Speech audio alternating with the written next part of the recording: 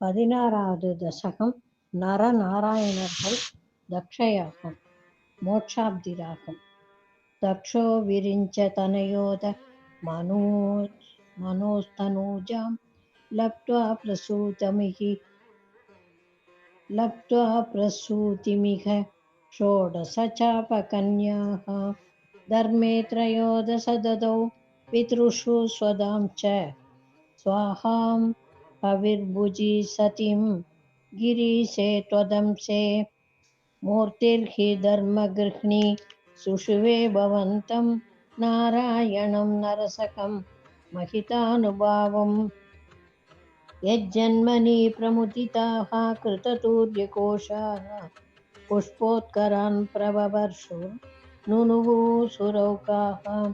दैत्यं सहस्रकवचं कवचैपरीतं साहस्रवत्सरतपस् समराभिलव्यै पर्याय निर्मिततपः समरौ भवन्तौ शिष्टैककङ्कटमुं न्यहतां सलीलम् अन्वाचरन्नुपदिष्ट सन्नपि मोक्षधर्मं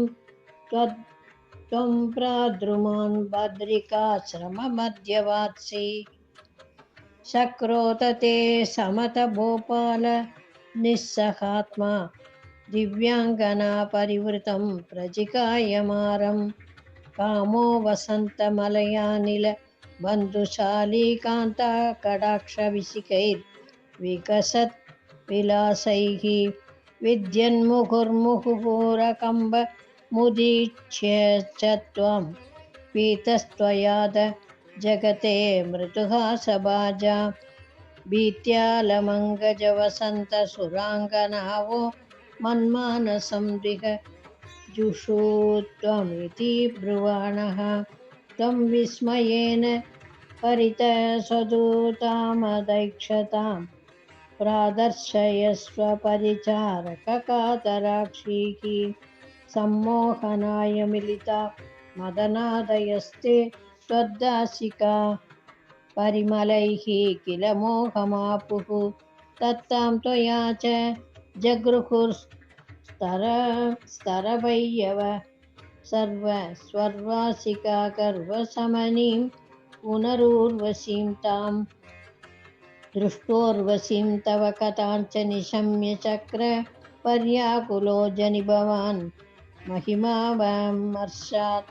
एवं प्रशान्तरमणीय तरावतारा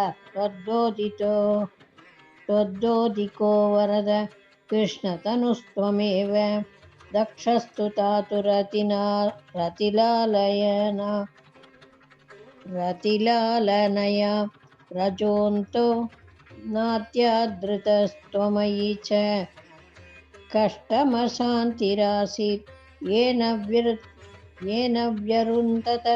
सह भवत्तमनुवेव सर्वं यज्ञे च वैरविसुने स्वसुधां व्यमादि कृत्ये समर्थितमघो स तु कृत्तशीर्षो देवप्रसादितहरराधसंलब्धजीवः त्वत्पूरितकृतुवरो पुनरापापशान्तिं सत्वं प्रशान्तिकर पाहि मरुत्पुरेश। सर्वत्र गोविन्दनामसङ्कीर्तनं गोविन्द गोविन्द।